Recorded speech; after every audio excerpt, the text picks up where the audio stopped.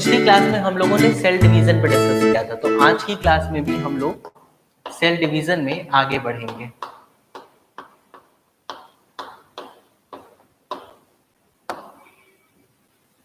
मैंने आपको बताया था कि जो सेल डिवीजन होता है इसमें दो चीजें होती हैं, एक तो न्यूक्लियस का डिवीजन होता है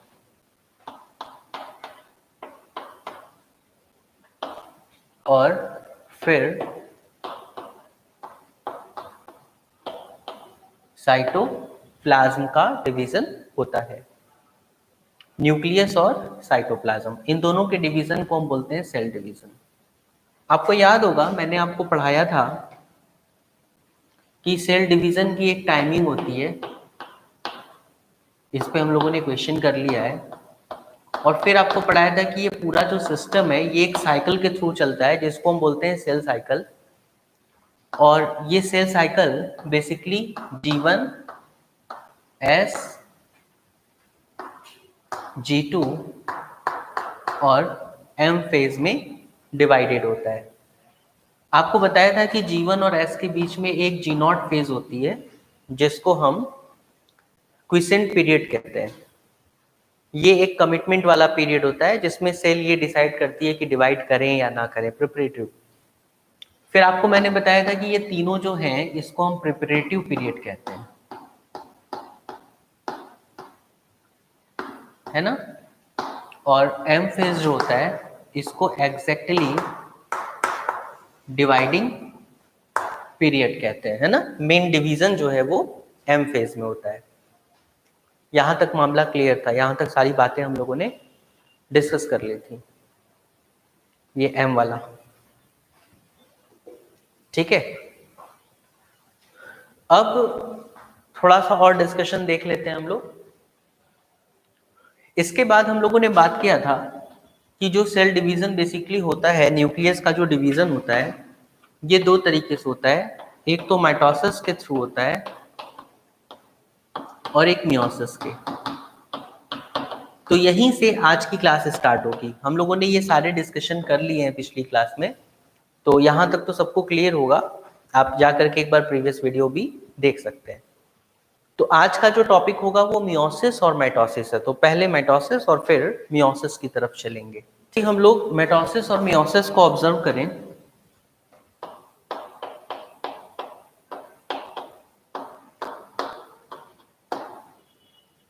अगर हम माइटोसिस की बात करें, माइटोसिस की, तो माइटोसिस में बेसिकली क्या होता है कि इसको हम इक्वेटोरियल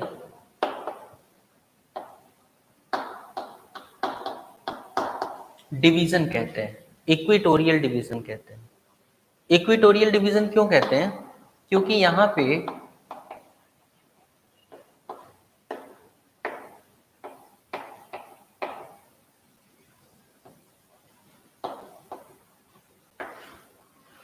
नंबर ऑफ क्रोमोसोम हमेशा क्या रहता है? इक्वल रहता है। नंबर ऑफ क्रोमोसोम हमेशा क्या रहेगा? Same, equal. मतलब अगर कोई सेल है जिसके पास मान लो 4 क्रोमोसोम है, तो एक से 2 सेल बनेगी और दोनों के पास 4 ही क्रोमोसोम होंगे। तो मदर सेल और डॉटर सेल, ये मदर सेल ये डॉटर सेल, दोनों में नंबर ऑफ क्रोमोसोम क्या आ रहा है? सेम। तो इसलिए इसको इक्वेटोरियल डिवीजन कहते हैं, सेम टू सेम होता है ना, इसलिए।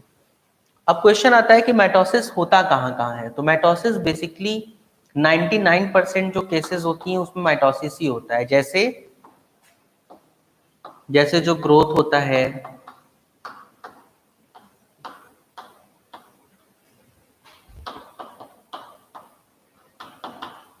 वुंड हीलिंग होती है ना। प्लांट और एनिमल्स के असेक्सुअल जो पार्ट हैं,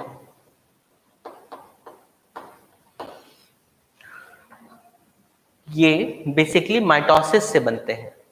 ठीक, तो बेसिकली ग्रोथ करने का काम, वुंड हीलिंग, ये सब किससे होता है? माइटोसिस से होता है।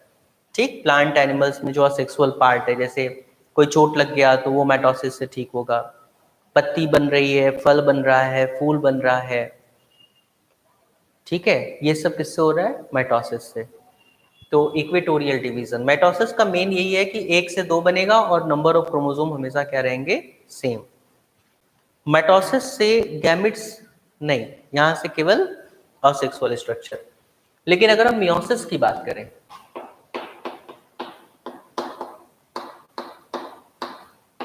जब हम मियोसिस की बात करें तो इसको बोलते हैं अर्धसूत्री विभाजन।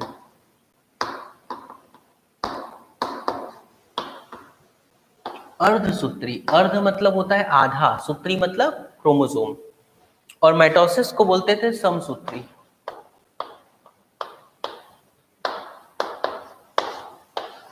तो समसूत्री का मतलब जहां पे गुणसूत्रों की संख्या समान हो, और अर्धसूत्री का मतलब जहां गुणसूत्रों की संख्या क्या हो जाए? आधी। एक्चुअली सेल डिवीजन पे तो मैं एक बार फिर से बता देता हूं कि अब तक मैंने क्या क्या कहा है, या आप लाइव होने के बाद बैक जाके भी देख सकते हो। मैं थोड़ा सा बता देता हूं, चूंकि अब बच्चे काफी तेजी के साथ अटैच्ड हो रहे हैं हम लोगों के साथ। कुछ नेटवर्क इशू हो सकती है, जैसा कि कोई बच्चे बता रहे हैं, मैं देख रहा हूँ सामने पीसी पे कि कुछ बच्चे बता रहे हैं कि नेटवर्क इशू है, थोड़ा थोड़ा वो नेटवर्क डल हो रहा है। बच्चों, मैंने आपको बताया कि पिछली क्लास में हम लोगों ने सेल डिवीजन का रिवीजन किया था। तो पिछली क्लास अभी 2-4 दिन पहले ही थी, तो मुझे उम्मीद है कि आपने उन सारी चीज़ों को अच्छे से पढ़ लिया होगा, है ना। और हम लोगों ने सीखा था कि जो सेल होती है उसमें न्यूक्लियस और साइटोप्लाज्म का डिवीजन होता है, G1S, G2 phase, G0 phase के बारे में पढ़ लिया था, ठीक है। तो आज का जो मेन बेसिक हमारा कॉन्सेप्ट है वो माइटोसिस और मियोसिस पढ़ना है, ठीक है। तो माइटोसिस के बारे में मैंने आपको बताया कि माइटोसिस जो है ये हिंदी में समसूत्री कहलाता है। तो जो बच्चे समसूत्री हिंदी में जानते हैं वो समझ लें कि इसको माइटोसिस कहते हैं इंग्लिश में। देखो हिंदी में इसका जो नाम है ना समसूत्री, इसका मतलब ही है, सम मतलब होता है समान, सूत्री मतलब गुणसूत्र। तो जहां पे नंबर ऑफ क्रोमोसोम सेम रहे ऐसा सेल डिवीजन कहलाता है माइटोसिस। मेरी बात ध्यान से सुनना, जरूरत होगी तो लिख भी लेना।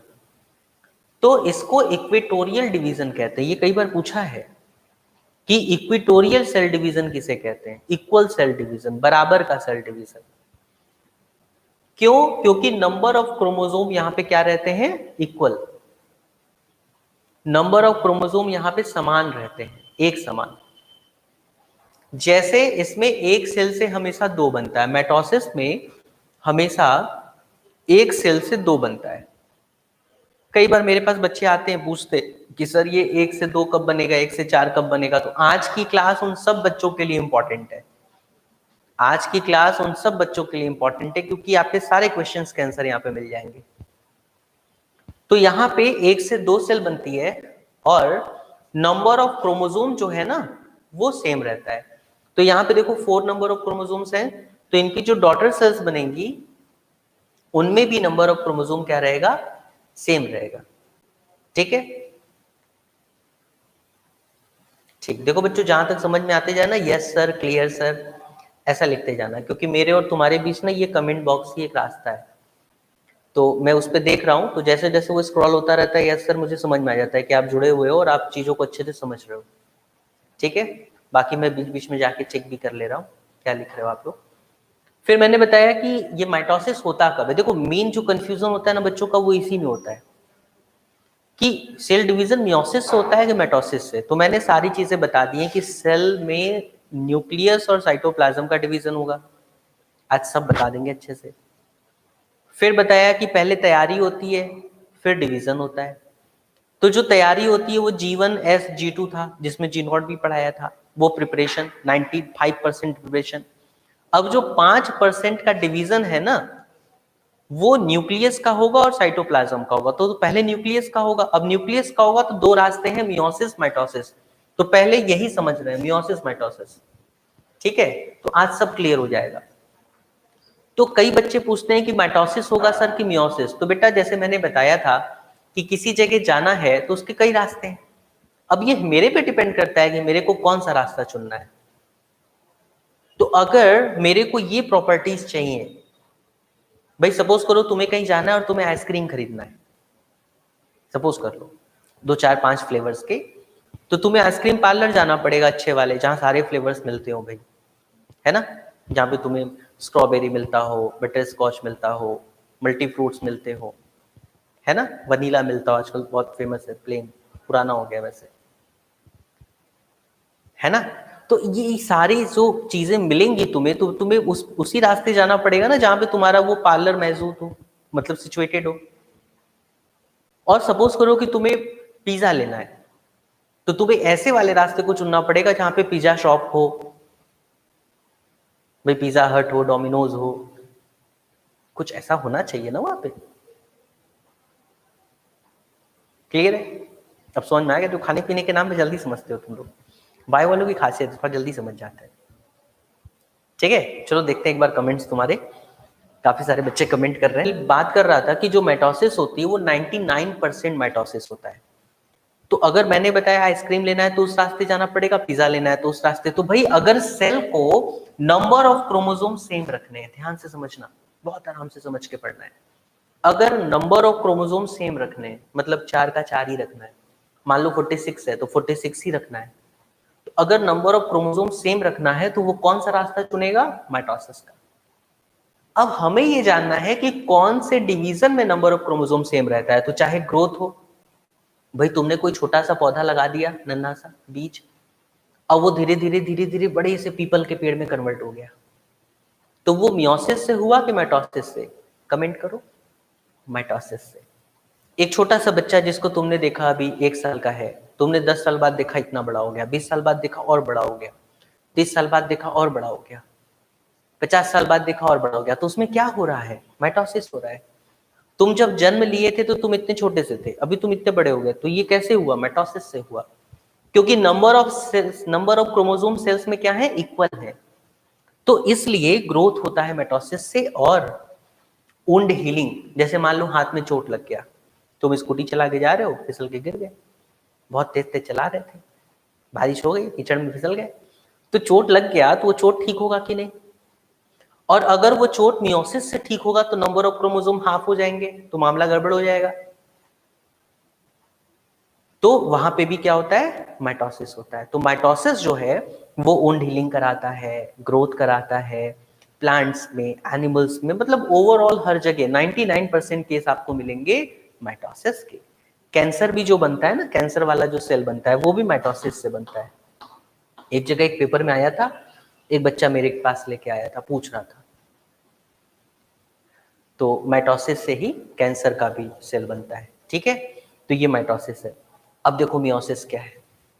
मियोसिस को अर्धसूत्री कहते हैं हिंदी में। अर्ध मतलब होता है आधा, सूत्री मतलब गुणसूत्र। तो यहाँ नंबर ऑफ क्रोमोसोम क्या हो जाएंगे? हाफ, है ना। तो इसको रिडक्शनल डिवीजन कहते हैं, जैसा कि अभी कुछ बच्चों ने बताया है, रिडक्शनल डिवीजन। ठीक है, और इसमें क्या होता है? नंबर ऑफ क्रोमोसोम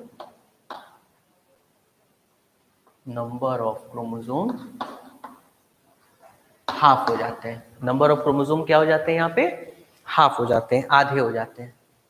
क्या हो जाएंगे? हाफ, आधे। कैसे? इसमें एक से बनती है 4 सेल, पहले बनेगी 1 से 2, फिर इन 2 से भी बनेंगी 2, तो फाइनल रिजल्टेंट क्या आएगा? 1 से 4। यही ना होगा भाई? 1 से 2 बना, फिर उस 2 से 2 बन गया, तो 4 हो गया। तो इस बीच वाले को छुपा दो अभी, तो 1 से कितना बन रहा है? 4। यहाँ पे अगर 4 क्रोमोसोम्स थे तो इनके पास 2 होंगे। तो जरा देखो मदर सेल और डॉटर सेल का रेशियो। यहाँ मदर सेल के पास कितने क्रोमोसोम? 4। यहाँ डॉटर सेल के पास कितने क्रोमोसोम? 2। तो आधा हो गया कि नहीं? तो इसलिए इसको रिडक्शनल डिवीजन कहते हैं। हाफ हो गया, हाफ, आधा, ऐसा होता है। तो इसको रिडक्शनल डिवीजन कहते हैं। अब ये होता कहाँ है? तो ये बहुत कम होता है, 1% केस तुमको इसका मिलेगा। बहुत आसान है। किसमें? ये एनिमल्स और प्लांट्स में होता है, गैमेटोजेनेसिस में। गैमेटोजेनेसिस। जब भी आप गैमेटोजेनेसिस देखोगे, मतलब जैसे मेल और फीमेल गैमेट्स जब बन रहे होते हैं, तो कहीं भी किसी का भी गैमेट बन रहा हो तो तुम्हारा ओवरऑल आंसर क्या होगा? मियोसिस। क्योंकि हम सब जानते हैं कि मान लो कि पिता के पास 46 क्रोमोसोम है और मदर के पास भी 46 क्रोमोसोम है, तो इनके गैमेट में कितने होने चाहिए? आधे होने चाहिए, 23-23, है कि नहीं? हाफ होना चाहिए ना। तो क्रोमोसोम अगर हाफ होगा तभी तो ये दोनों जब फर्टिलाइज होंगे तो मिलके 46 हो जाएंगे, तो बच्चा तैयार हो जाएगा अच्छे से। तो दैट इज द रीजन कि मियोसिस की जरूरत पड़ती है सेक्सुअल रिप्रोडक्शन में। बिना मियोसिस के सेक्सुअल रिप्रोडक्शन हो ही नहीं सकता। क्यों? क्योंकि नंबर ऑफ क्रोमोसोम क्या होंगे यहाँ पे? हाफ। जितने हैं उसका क्या होगा?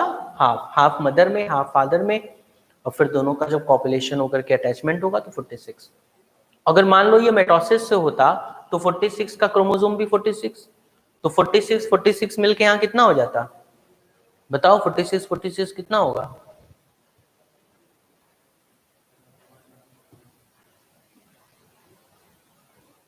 कितना? 92। तो बच्चा क्या बनेगा? 46 पे तो इंसान बनता है, 92 क्रोमोसोम में क्या बन जाएगा? कुछ और बन जाएगा। तो पूरे घर की तो परिस्थिति है पूरी दुनिया की बदल जाएगी। तो दैट इज द रीजन कि पूरी दुनिया कॉन्टिन्यू है, कंसिस्टेंसी बनी हुई है, सब एकदम मेंटेन है। किसकी वजह से? इसी मियोसिस की वजह से। ठीक है। हाँ, अभी जानोगे कि मियोसिस का और क्या फायदा है। मियोसिस में एक और फायदा होता है, मियोसिस में एक और फायदा होता है कि इसकी वजह से वेरिएशन आता है। वेरिएशन अभी तुम्हें दिखाएंगे, वेराइटीज आती हैं। मतलब मदर फादर दोनों के क्रोमोसोम्स ना, जैसे देखो यहाँ पे फादर के क्रोमोसोम 23 हो गए, तो आधे ही क्रोमोसोम आए ना, तो आधे क्रोमोसोम आए तो आधी प्रॉपर्टी आई। तो ऐसा नहीं होता, यहाँ पे क्रॉसिंग ओवर होता है। तो क्रॉसिंग ओवर तुम्हें मेटोसिस में देखने को नहीं मिलेगा, तो खैर वो जब आएगा तो वहां पे बताएंगे। तो यहाँ पे वेरिएशन होता है, तो मियोसिस की वजह से वेरिएशन आता है।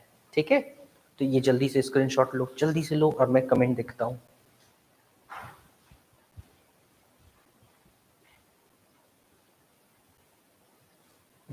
ठीक है।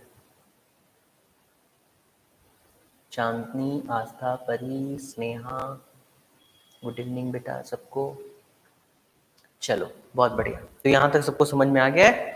असल में कमेंट देखने के लिए बार बार मुझे वहां जाना पड़ रहा है ना, इसलिए। तो यहाँ तक सबको समझ में आ गया। तो आई होप कि अब अगर कभी तुमसे कोई मियोसिस मेटोसिस के लिए पूछेगा तो बता लोगे।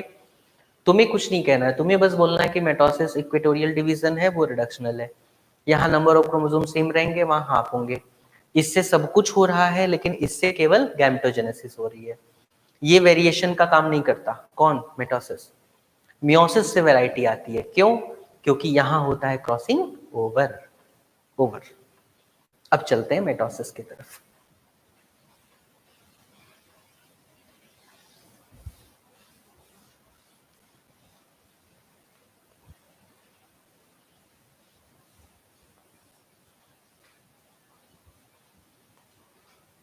फोर्टी 46 क्रोमोसोम पे ह्यूमन होता है, और 48 क्रोमोसोम पे तो क्या बन जाता है? Gorilla, chimpanzee.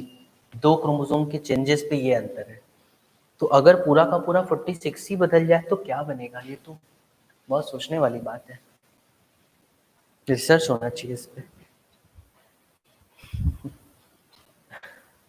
चलो, तो बच्चों हम लोग अब बात करेंगे मेटोसिस की।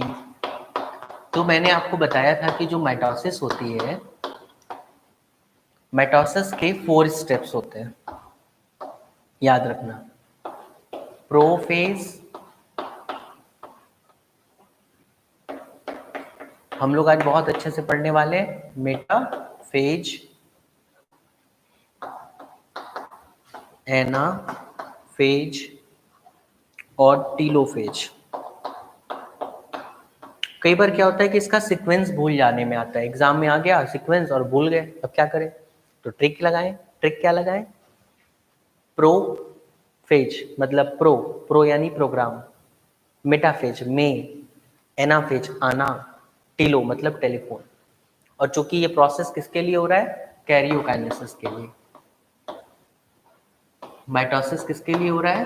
कैरियोकाइनेसिस, यानी कि न्यूक्लियस का डिवीजन, है ना, साइटोप्लाज्म नहीं, साइटोप्लाज्म तो बाद में। तो प्रोग्राम में आना टेलीफोन करके। सिंपल। या फिर इसको ऐसे भी याद कर सकते हो, पुराना मैट, पी मैट, एक एग्जाम होता था पहले, पी मैट, तो पुराना मैट, ठीक, पुरानी चटाई है कोई, तो पी मैट याद करो या प्रोग्राम में आना टेलीफोन करके याद कर लो, जैसे भी याद कर लो। तो प्रोफेज, मेटाफेज, एनाफेज, टेलोफेज। अब देखो प्रो के भी कई पार्ट हैं। एक होता है अर्ली, मिडिल, लेट। मेटाफेज का कोई पार्ट नहीं है। एनाफेज के दो पार्ट हैं, एक होती है अर्ली एनाफेज और एक होती है लेट एनाफेज। और टीलोफेज के भी दो पार्ट होते हैं, अर्ली और लेट। ये मैंने बताया था आपको, तो मुझे पता है कि आपको अच्छे से तैयार होगा ये, क्योंकि मैंने पहली बार में ही बहुत अच्छे से समझा दिया था कि मान लो कोई फंक्शन है, तो उस फंक्शन में तुम अभी केक कटने के पहले का पूरा मामला क्या है, अर्ली, केक कटने वाला मामला क्या था, मिडिल, और केक कटने के बाद सबको खिला पिला दिया, लोग खा पी के गए, सन्नाटा, वो क्या है, लेट। ठीक, तो ये तीन चीजें हैं। तो तुम्हें प्रोफेस जानना है, इस चक्कर में नहीं पढ़ना है कि अर्ली क्या है। कई बार बच्चे आते हैं ना, बड़े परेशान रहते हैं कि अरे सर ये तो बहुत सारा हो गया, 3 4 5 6 कैसे याद करें। तो हम लोग उनको देख करके कई बार उनको समझाते हैं, कितना नहीं टेंशन लेना है, तुम्हें ये 4 चीजें पता होनी चाहिए, फिर तुम अपने हिसाब से उसको सेट कर सकते हो। ठीक है, मेरी बात समझ में आ रही है सबको? जल्दी से यस सर लिखो।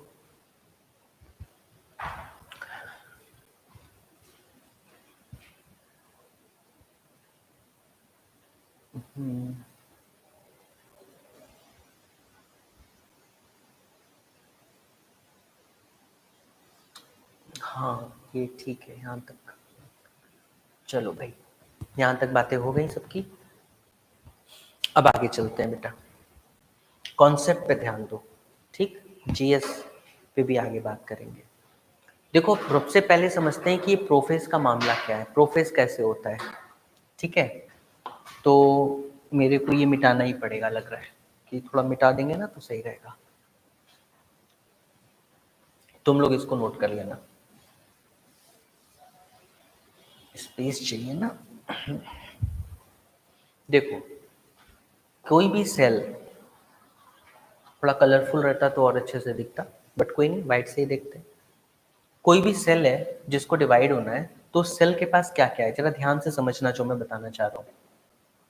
ये इसका न्यूक्लियस है, न्यूक्लियस के पास होता है न्यूक्लियोलस, ये सब देखो पता होना चाहिए, न्यूक्लियोलस प्लस मान लो इसके पास 4 क्रोमोसोम है, 4 क्रोमोसोम पे बात कर लेते हैं, 4 क्रोमोसोम है, और अंदर में भरा हुआ है न्यूक्लियोप्लाज्म। भाई लिक्विड होगी कि नहीं न्यूक्लियस वाली? तो न्यूक्लियस के पास 4 चीजें होती हैं। ये जो न्यूक्लियस है, इसी का डिवीजन होना है ना, तो इसके पास 4 चीजें हैं, क्या क्या है, न्यूक्लियर मेम्ब्रेन, ठीक, फिर न्यूक्लियोलस,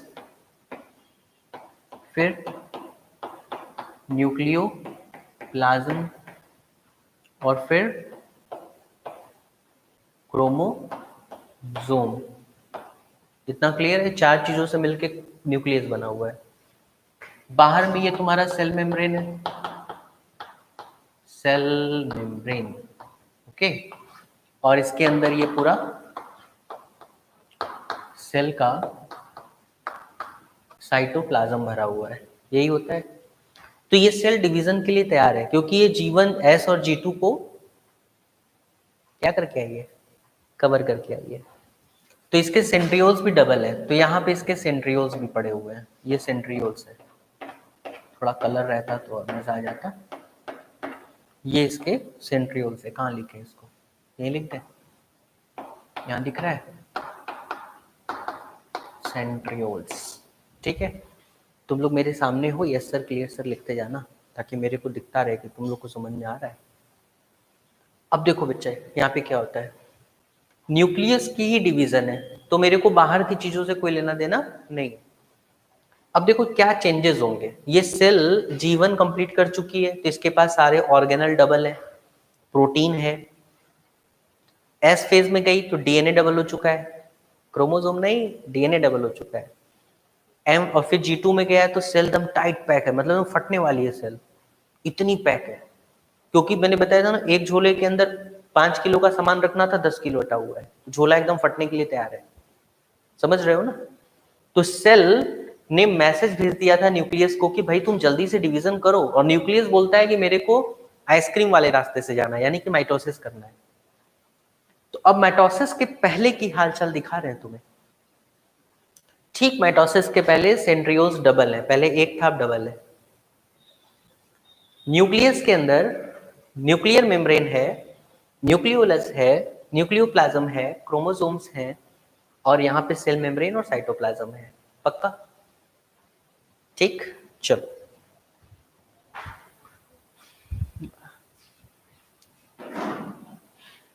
चलो यहां तक बता दिया मैंने। अब देखो इसमें क्या होता है, अब क्या होता है कि जैसे ही ये प्रोफेज में जाएगा, जैसे ही ये प्रोफेज में इंटर करेगा, तो प्रोफेज में इंटर करते क्या क्या होगा?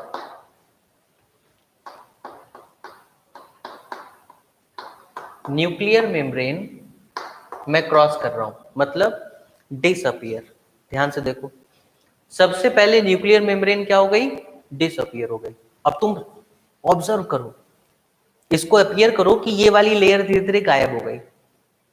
तो जैसे ही ये लेयर गायब होगी, ये जो न्यूक्लियर मेम्ब्रेन है ये गायब होगी। ध्यान से देखना, यहां ये न्यूक्लियर मेम्ब्रेन गायब होते ही जो अंदर का सामान है वो बाहर बिखरने लगेगा। होगा कि नहीं? होगा कि नहीं होगा? बताओ। तो जैसे ही न्यूक्लियर मेम्ब्रेन गायब होगी, न्यूक्लियोलस ऑल्सो डिसअपियर। तो भाई न्यूक्लियर मेम्ब्रेन और न्यूक्लियोलस पूरी तरह से गायब। ये पूछता है तीसरे नंबर पे क्या होगा? साइटोप्लाज्म। ये जो न्यूरोप्लाज्म है, देखो ये दोनों तो गायब हो गए। अब जो न्यूक्लियोप्लाज्म है, न्यूक्लियोप्लाज्म नीचे लिख रहा हूं मैं, मिक्स विद किसके साथ? साइटोप्लाज्म। Mix with cytoplasm. यहां दिख नहीं रहा है क्या? थोड़ा नीचे कर दें, साइटोप्लाज्म।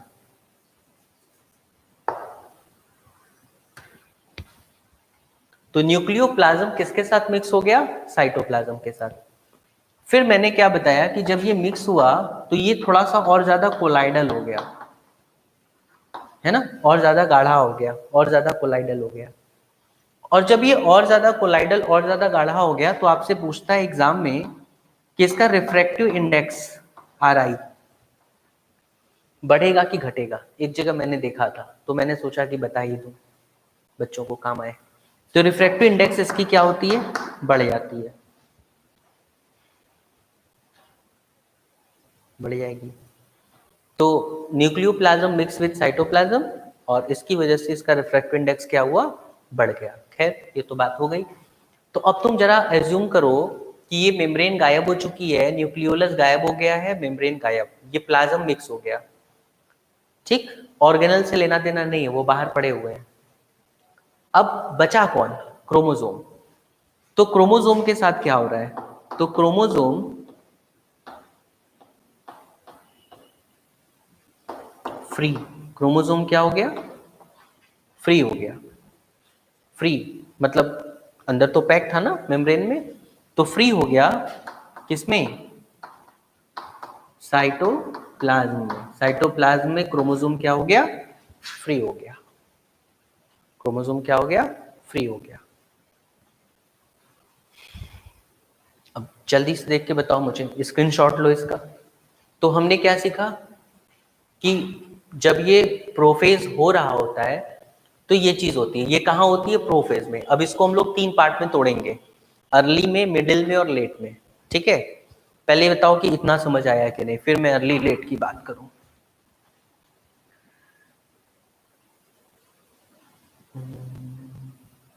आनंद, मैं हिंदी में ही तो बोल रहा हूँ बेटा। अच्छा,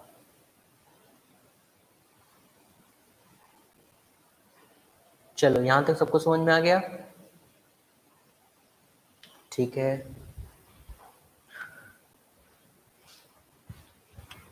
चूंकि वाइट है ना बेटा, थोड़ा सा कलर रहता तो दिखता, मुझे समझ में आ रहा है, बट स्मार्ट बोर्ड रहता तो और हो जाता है। ठीक है, तो मैं बोल भी रहा हूँ साथ साथ, तो मिलाते जाओ तुम लोग ना, इसलिए तो एक बार नहीं 4-4 बार बोल रहे हैं ताकि क्लियर हो जाए सबको। तो क्या क्या बता दिया यहाँ तक? अच्छा, अब देखो जो चीज मैं बताने जा रहा हूँ उस पर थोड़ा फोकस करो। फोकस ये करना है कि ये अगर प्रोफेज है तो प्रोफेज के 3 पार्ट थे, अर्ली, मिडिल, लेट। ठीक है, तो अर्ली प्रोफेज में तुम्हें बस ये कहना है कि ये सारी चीजें होती हुई स्टार्ट हो रही है, इनिशिएट हो रही है, मतलब न्यूक्लियर मेम्ब्रेन जो है वो गायब होनी शुरू हो रही है।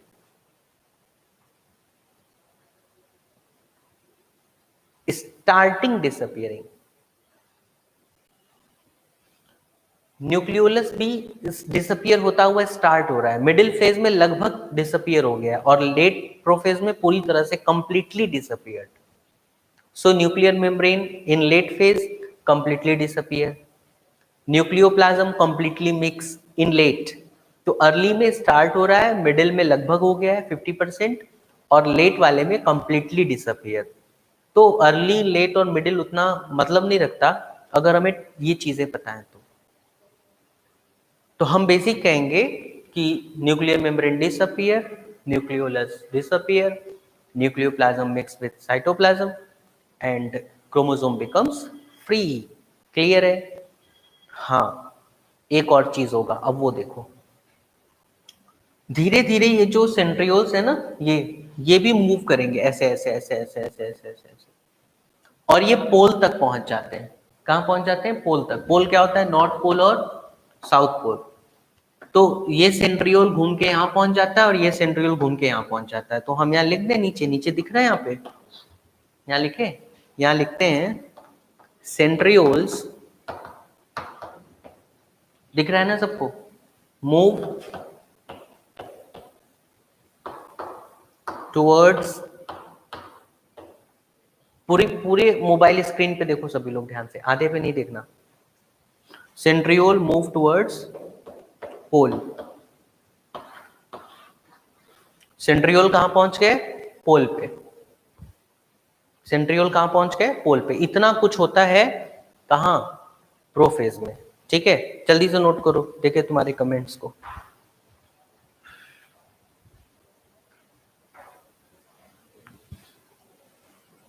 स्पिंडल भी बनेगा बेटा, अभी पहला स्टेप है, अभी थोड़ी ना स्पिंडल बनेगा।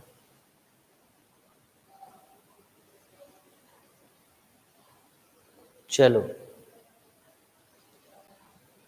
ठीक है, यहां तक सबको समझ में आ गया है? चलो अब स्पिंडल बनाते हैं। यहाँ पे मैं देख रहा हूँ बच्चे, पीसी पे एकदम क्लियर दिखाई दे रहा है, so don't worry about that. Network कमजोर रहता है ना तो प्रिंट अच्छा नहीं आता, नेटवर्क सही रहेगा तो आ जाएगा। नेटवर्क तो हर जगह कमजोर चल रहा है। प्रोफेज, अब क्या होगा? मेटाफेज। बहुत बढ़िया चीज है मेटाफेज, आ जाओ देखे। अच्छा, जानते हो अगर तुम लोग माइटोसिस अच्छे से जान जाओ तो पूरा सेल डिवीजन याद हो जाएगा, पूरी कहानी माइटोसिस में ही है, इसलिए बहुत ध्यान से समझ के पढ़ना है। इतना समझ में आ गया है? क्लियर है? आगे चलते हैं।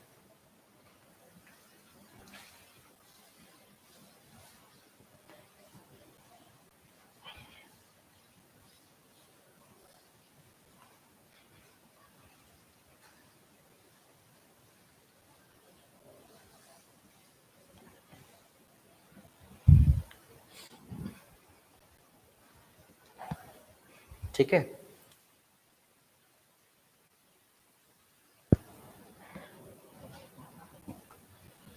तो माइटोसिस, अब देखो माइटोसिस का दूसरा स्टेप है मेटाफेज। ठीक है, मेटाफेज में क्या होगा ध्यान से देखना, बड़ा सा बनाऊंगा एकदम बड़ा, अब दिखेगा अच्छे से। मेटाफेज है ये। अब तुम एज्यूम करो कि ये पूरा साइटोप्लाज्म है और इसमें ढेर सारे सेल ऑर्गेनल्स हैं, उनसे हम लोग को क्या मतलब है? कोई मतलब नहीं है। हमें मतलब है क्रोमोसोम से। तो क्रोमोसोम्स जो हैं वो यहां बिखरे पड़े हैं, इधर उधर इधर उधर। तो सबसे पहले मेटाफेज में क्या होगा, सेंट्रियोल्स पोल पे आ चुके हैं, ठीक। तो पोल तो यहां है, यहां, लेकिन यहां बनाने में दिक्कत होगा, इसलिए हम इसको ऐसे कर देते हैं। मतलब समझ रहे हो ना ध्यान से, यहां है, हम इसको ऐसे कर रहे हैं। तो जब ऐसे करेंगे तो एक सेंट्रियोल यहां दिखाई देगा और एक सेंट्रियोल यहां दिखाई देगा। बोलो क्लियर है कि नहीं, जल्दी से बोलो, क्योंकि ऐसे समझाना तुम लोगों को आसान होगा। ऐसे है, हम इसको ऐसे बता रहे हैं। क्लियर है यहां तक? जल्दी जल्दी बोलो, देखना पड़ेगा यार।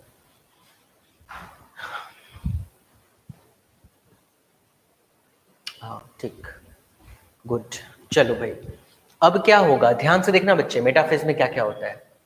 सबसे पहले यहां पे बीच में एक स्टेज तैयार होता है, एक स्टेज ऐसे, इसको हम बोलते हैं मेटाफेजिक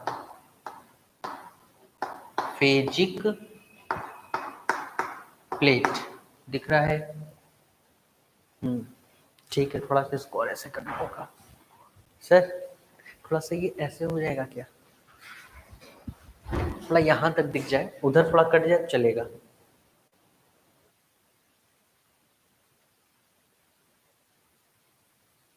अभी सही है? तो मेटाफेजिक प्लेट, ठीक। अब ये जो मेटाफेजिक प्लेट है ना, इसको हम लोग बोलते हैं, इसे हम बोलते हैं स्टेज। कुछ लोग इसको स्टेज भी बोलते हैं। क्या बोलते हैं? स्टेज। ध्यान देना जो बता रहे हैं, क्या बोलेंगे? स्टेज बोलेंगे। तो अब तुमने देखा कई बार फंक्शन वंक्शन में गए होगे, तो इधर उधर जो लोग घूमते रहते हैं, इधर उधर, ये सेंट ऑर्गेनल्स हैं, यहाँ पे क्रोमोसोम भी घूम रहा है, तो एक अनाउंसमेंट होता है कि जो भी इंपॉर्टेंट लोग हैं वो जल्दी जल्दी स्टेज पे आ जाए। ऐसा सुना है ना कई बार?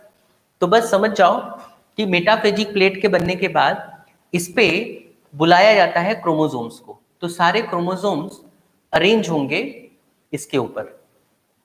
तो ये क्रोमोसोम्स इसके ऊपर ऐसे अरेंज हो जाएंगे। कितने क्रोमोसोम लिए थे हम लोगों ने?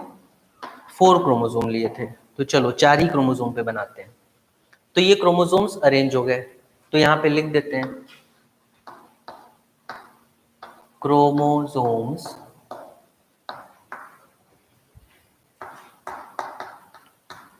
Arrange on metaphasic plate. एक बच्चा मेरे पास आया, एक ही क्या बहुत सारे बच्चे आते हैं हमेशा पूछते रहते हैं। एक बच्चे ने मेरे से पूछा कि सर ये मेटाफेजिक प्लेट है, इसी को सेल प्लेट बोलेंगे क्या? पेपर में आया था। तो इसको सेल प्लेट नहीं बोलेंगे, सेल प्लेट दूसरा है, सेल प्लेट दूसरा है, वो आगे बात करेंगे, यहाँ नहीं है। तो यहाँ दूर दूर तक सेल प्लेट नहीं है, तो मैं यहाँ लिख देता हूँ सेल प्लेट ये नहीं है, ठीक। सेल प्लेट ये नहीं है, ये मेटाफेजिक प्लेट है, जिसको हम स्टेज बोलेंगे, या फिर कई लोग इसको माइटोटिक प्लेट भी कहते हैं। माइटोसिस में हो रहा है ना, माइटोटिक प्लेट, ठीक है। तो चूंकि ये माइटोसिस होते वक्त बन रहा है, तो इसको हम लोग माइटोटिक प्लेट भी कह सकते हैं, मेटाफेजिक प्लेट भी कह सकते हैं, स्टेज भी कह सकते हैं। तो अब भाई जैसे ही देखो, बहुत सिंपल करके बता रहे हैं, ध्यान से समझना। जैसे ही अनाउंसमेंट हुआ कि भाई इंपॉर्टेंट लोग, वीआईपी लोग जल्दी से स्टेज पे आइए, सारे वीआईपी स्टेज पे आ गए। अच्छा, वीआईपी क्या अपने आप स्टेज पे आएंगे, या उनको कोई जाता है लेने ना कि चलिए सर आइए आपको बुलाया जा रहा है? ऐसा होता है कि अपने मन से आ जाते हैं? थोड़ा उनको चाहिए ना, वीआईपी लगना भी चाहिए, तो कोई जाता है उनको लेने। कौन जाएगा? ध्यान दो, यहाँ जो सेंट्रियोल है ना, ये सेंट्रियोल ऐसे ऐसे दिखाई देता है, ऐसे। जब सेंट्रियोल को तुम ऐसे माइक्रोस्कोप में देखोगे ना, स्कूल डेज में तुम्हें दिखाए जाते हैं ये सब लैब के अंदर, तो ये देखो दोनों स्टार जैसा दिख रहा है, दिख रहा है ना। इसको बोलते हैं, इसको बोलते हैं, यहाँ लिख रहे हैं, देखो बहुत सी बातें हैं बताने के लिए, ध्यान दो। इसको बोलते हैं एस्टर सेंट्रियोल। क्या बोलते हैं? Aster centriole. दिख रहा है ना? हाँ। तो इसको एस्टर सेंट्रियोल कहते हैं। एस्टर, स्टार जैसा अपीयरेंस है ना, तो एस्टर सेंट्रियोल। तो स्टार जाते हैं वीआईपी को लेने, ये स्टार है, याद रखना। ये स्टार गया वीआईपी को पकड़ के लाया, कैसे? लिंक होगा ना। तो ये सेंट्रियोल से कुछ स्पिंडल बनते हैं और ये स्पिंडल जाके यहाँ पे अटैच हो जाते हैं। ये अटैच हो गया।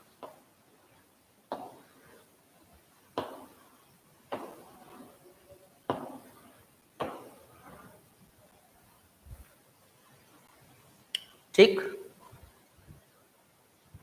ये स्पिंडल जाकर के इस पे अटैच हो गया, बन गया स्पिंडल। अभी पूछ रहा था कोई बच्चा स्पिंडल कब बनेगा, बन गया। अभी इसमें भी बहुत सी बातें हैं। पहले ये बताओ यहां तक समझ में आया कि नहीं?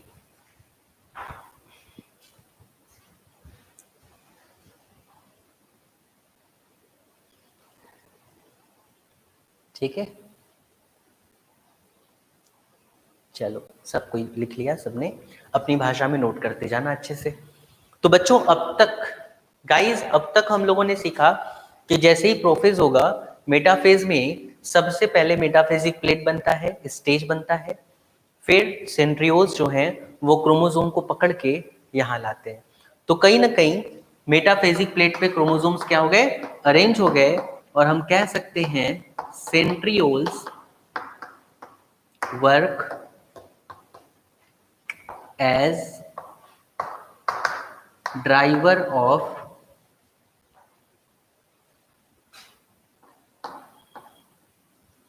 क्रोमोसोम।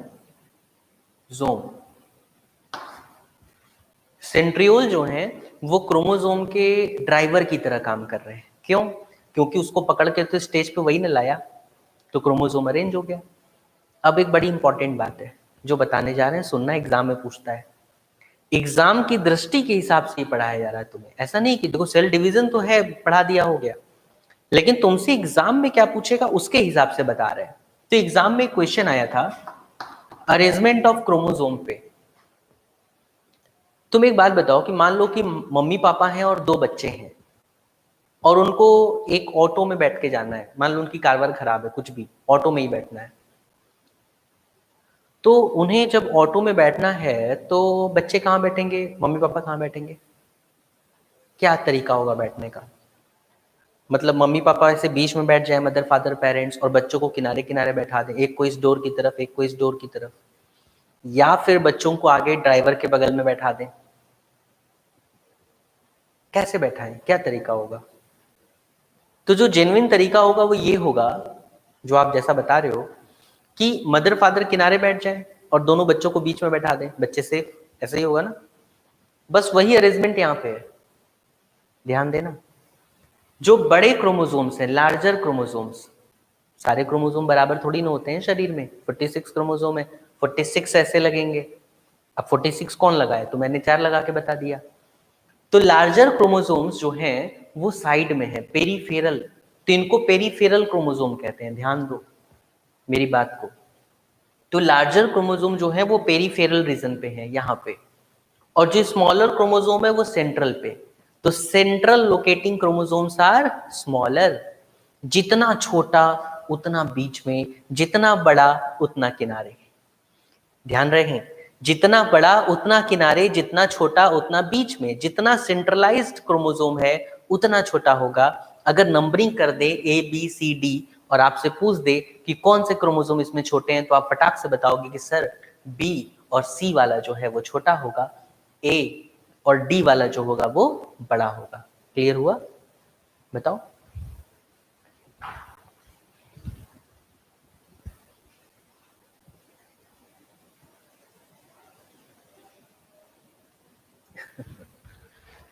ठीक, so this is the concept.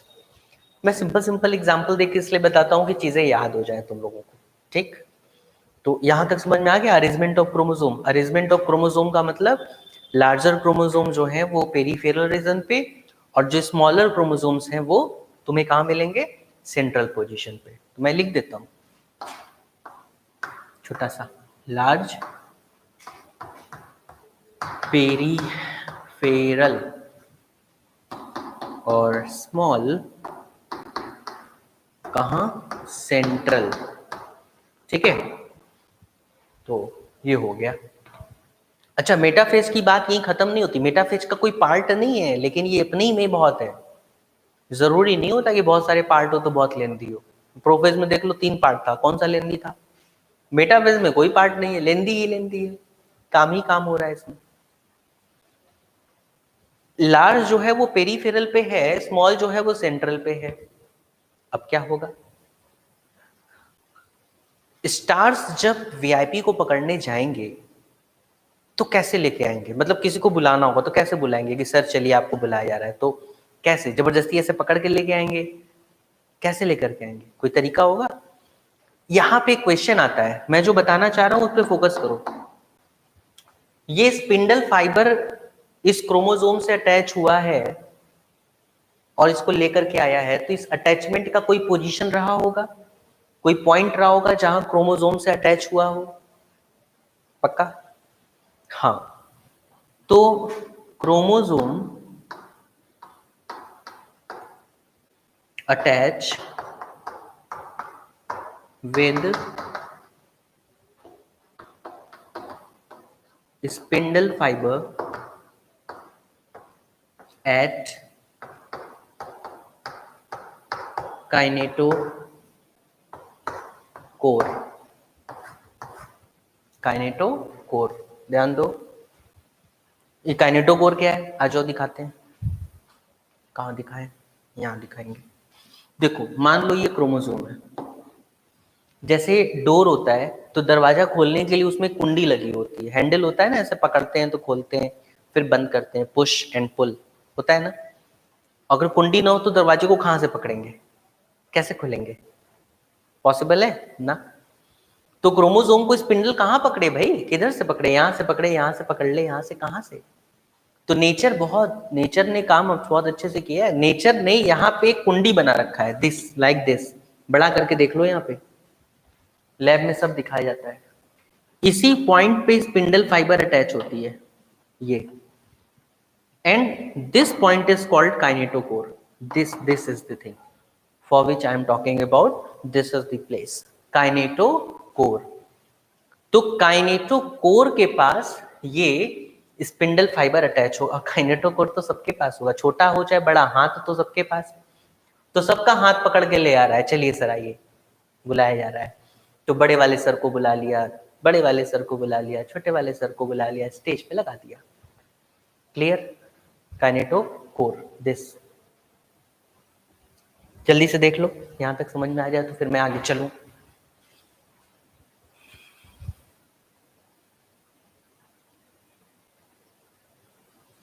चलो, तो काइनेटोकोर जो है वो पोजीशन है, पॉइंट है, जहां पे ये चीजें क्या होती हैं? अटैच होती हैं। सबको समझ में आ गया? लाइक जरूर करते जाना सभी लोग, क्योंकि मैंने पहले भी कहा आपके लाइक से हम लोगों को, सभी लोगों को एनर्जी मिलता है ना, अच्छा लगता है। तो यहां तक बातें हो गई, लेकिन मेटाफेज अभी खत्म नहीं हुआ, अभी तो बहुत कुछ होना बाकी है। अब जरा ध्यान से देखो जो मैं बता रहा हूं यहां पे। सबसे पहले प्लेट बन गया, फिर जो सेंट्रियोल्स थे ये एस्टर सेंट्रियोल थे, मतलब स्टार जैसे दिख रहे हैं। अच्छा जरा ये बताओ, ये एक पीस है कि दो? दो पीस है ना। अब देखो इसी में क्वेश्चन घुमा घुमा के पूछेगा। अब तुम एस्टर पढ़ के गए, पेपर में कुछ और पूछ रहा है। तो एस्टर जो है ये दो है, तो इसको हम लोग एम्फी एस्टर भी कह सकते हैं। यहां लिख दूं, यहां लिख दूं, AMPHIASTER,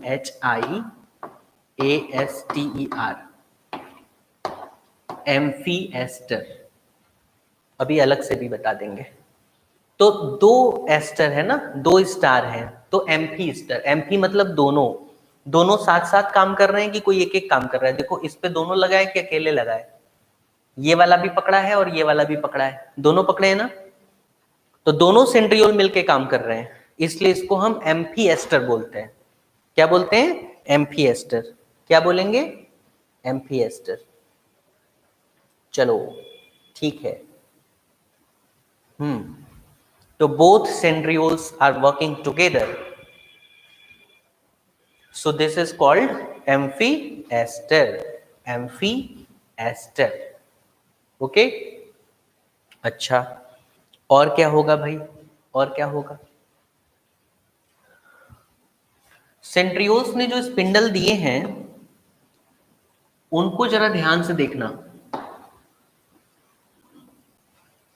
जरा ध्यान से देखो। ये मेरी यहाँ पे ये फिंगर पे ध्यान दो। यहां से जो स्पिंडल जा रहा है देखो, ये एक का एक पूरा यहां पहुंच गया सीधा सीधा। थोड़ा सा इसको ब्राइट कर दें क्या, देखो अभी दिख रहा है। लॉकडाउन का प्रभाव पड़ गया है ये सब, ठीक। अब देखो ये पूरा एक का एक जा रहा है, ये बीच में टूटा नहीं, लेकिन जो क्रोमोसोम से अटैच्ड है, जो स्पिंडल क्रोमोसोम से अटैच्ड है, वो देखो वो पूरा क्या एक का एक होगा या बीच में से टूट गया होगा? भाई जब ये इधर से आया तो यहां से पकड़ा इसको, और जब ये इधर से आया तो इधर से अटैच किया, तो ये दो अलग अलग हो गए ना, ये और ये एक का एक नहीं है। लेकिन ऊपर वाला देखो और एकदम नीचे वाला देखो, ये दोनों एक के एक हैं। मेरी बात समझ में आ रही है? हाँ। तो यहाँ पे जो ये स्पिंडल फाइबर है, ये वाला, इसको हम बोलते हैं, कहाँ लिखे, यहाँ लिखते हैं, इस वाले को बोलते हैं कॉन्टिन्यूअस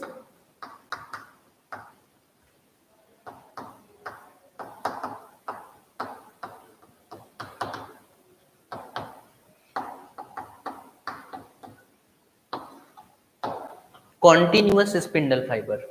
क्यों? क्यों बच्चों? क्योंकि ये कॉन्टिन्यूअस है, पूरी तरह से कॉन्टिन्यू जा रहा है ना, तो इसको बोलते हैं कॉन्टिन्यूअस स्पिंडल फाइबर। और ये जो यहाँ पे अटैच्ड है क्रोमोसोम से, ये कॉन्टिन्यूअस नहीं है, इसको बोलते हैं डिसकॉन्टिन्यूअस स्पिंडल फाइबर। ठीक है, मुझे बार बार कमेंट के लिए नीचे उतरना पड़ रहा है, बट क्या करूं, देखना भी तो जरूरी है कमेंट तुम्हारे। तो डिसकॉन्टिन्यूअस स्पिंडल फाइबर ये है। तो डिसकॉन्टिन्यूअस किससे जुड़ा है? क्रोमोसोम से। कॉन्टिन्यूअस जो है वो किसी से जुड़ा नहीं है, वो बस ऐसे एक सेंट्रियोल से दूसरे सेंट्रियोल तक। तो ये पेपर में देखो पूछा कि क्रोमोसोम कौन से स्पिंडल से अटैच होता है, ऑप्शन दिया था कॉन्टिन्यूअस, डिसकॉन्टिन्यूअस और भी क्रोमोसोम्स। तो सही ऑप्शन क्या होगा बता दो। मैंने आपको बताया कि माइटोसिस का मेटाफेज हो रहा है, और इस मेटाफेज में सबसे पहले सेंट्रियोल्स आते हैं। तो सेंट्रियोल्स जो है वो स्टार की जैसे दिख रहे हैं, और चूंकि दो सेंट्रियोल्स है तो एम्फीएस्ट्रस सेंट्रियोल्स कहेंगे। तो कई बार ऐसा पूछता है कि एम्फीएस्ट्रस सेंट्रियोल किस में देखने को मिलता है? Metaphase, mitosis. फिर यहाँ पे एक प्लेट बनती है जिसको मेटाफेजिक प्लेट कहेंगे। बच्चों मैं देखो आराम से बोल रहा हूँ, आप लोग चाहो तो नोट भी कर लेना, कॉपी बना लेना, नहीं तो सब भूल जाएगा। फिर क्रोमोसोम्स जो हैं वो स्टेज पे जाते हैं, लेकिन उनको लेके जाता है ये कौन? ये सेंट्रियोल्स। और सेंट्रियोल्स जो है वो ड्राइवर की तरह काम करते हैं, और ये उसको लेकर के जा रहे हैं। लार्ज वाला पेरिफेरल पे है, स्मॉल वाला जो है वो सेंट्रल पोजीशन पे है। और जो क्रोमोसोम्स हैं वो अब कुछ बातें और। यहां मान लो कि ये दो लोग हैं ऐसे खड़े हैं, एक मैं, एक इधर समझ लो कोई और है, और ऐसे खड़े हैं। एक का चेहरा, ये दूसरे का चेहरा, एक दूसरे के आमने सामने है कि अपोजिट है? जरा देखो, जरा छोटा तो है बट दिखना पड़ेगा। दो सिर है, फेसिंग टू ईच अदर, है ना। तो यहां मैं लिख दूं क्या? Hands of chromosome, of chromosome facing to each other. मतलब कि जितने भी क्रोमोसोम्स हैं उनके जो हैंड्स हैं वो एक दूसरे के अपोजिट है। मतलब मैं इधर हूं तो जो दूसरा बंदा खड़ा है वो ऐसे इधर खड़ा है, मतलब हम दोनों का चेहरा एक दूसरे के सामने है। देखो यहाँ पे chromosomes are facing to each other. ये सब चीजों की जरूरत अगले स्टेप में पड़ने वाली है, इसलिए ध्यान रखना है। तो क्रोमोसोम्स की जो फेसेस हैं वो एक दूसरे की तरफ है ना। ठीक, आगे चले, चलो। तो ये मेटाफेज हो गया। अब हम लोग किधर चलेंगे? प्रोफेज, मेटाफेज, एनाफेज, फिर टेलोफेज। तो एनाफेज पे चलते हैं। ठीक, एनाफेज मिटा देना, स्क्रीनशॉट ले लिया, ले लो।